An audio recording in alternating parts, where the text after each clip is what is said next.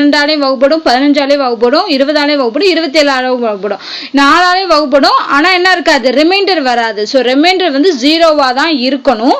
அப்படி இருக்கக்கூடிய மிகச்சிறிய எண் எது அப்படின்னு கேட்டிருப்பாங்க. ஸோ நல்ல கொஸ்டின் பார்த்தீங்கன்னா இந்த மாதிரி 4 நம்பர் கொடுத்து மீதியின்றி வகுப்படக்கூடிய மிகச்சிறிய எண், மிகப்பெரிய எண் அந்த மாதிரி கேட்டாங்கன்னா என்ன பண்ணணும்னா, இவங்க கொடுத்துருக்காங்க இல்லையா இந்த 4 நம்பர், இந்த 4 நம்பருக்கும் எல்சிஎம் எடுக்கணும். எல்சிஎம் எடுத்து வரக்கூடிய ஆன்சர் தான் வரக்கூடிய நம்பர் தான் இதோட ஆன்சர். ஓகேவா? ஸோ ரொம்ப ரொம்ப சிம்பிள் மெத்தட் தான். ஸோ எல்சிஎம் கண்டுபிடிக்கிறது நமக்கு எல்லாத்துக்குமே தெரியும்.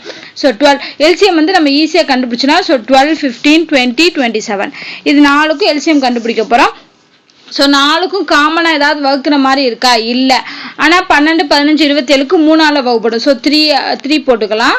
3 போட்டோம்னா 4 12, 5 15, 9 27. இந்த 20 அப்படியே இறக்கிடுவோம், ஏன்னா அது வகுப்படாது. ஸோ இதுதான் எல்சிஎம் மெத்தட். அடுத்து பார்த்தோம் அப்படின்னா 4ஆல் வகுப்படும், இல்லைன்னா 5ஆல் வகுப்படும். ஸோ 4ன்னு எடுத்துக்கிட்டோம்னா 1 4 5 20 2 மட்டும்தான் 4ஆல் வகுப்படும். மிச்சது எல்லாத்தையும் அப்படியே இறக்கிடலாம். அடுத்து இங்கே பார்த்தோம்னா 5 5 9 இருக்கு. அப்போ 5 வந்து காமனாக இருக்கிறதுனால 5 எடுத்துக்கிறோம். ஸோ 1 1 1 9. இப்போ எல்சிஎம் எப்படி கண்டுபிடிப்போம்? என்னென்ன நம்பர் இருக்கு? 3 இருக்கு, 4 இருக்கு, 5 இருக்கு, 9 இருக்கு. ஸோ அப்போ இது எல்லாத்தையும் பெருக்கணும்னா அதுதான் எல்சிஎம் வேல்யூ. ஸோ 5 20, 9 27. ஸோ 27ஓட 2 பெருக்கணும்னா 54 0. ஸோ இப்போ என்ன ஆன்சர் வருது? 540. அப்போ ஆன்சர் என்ன? 540.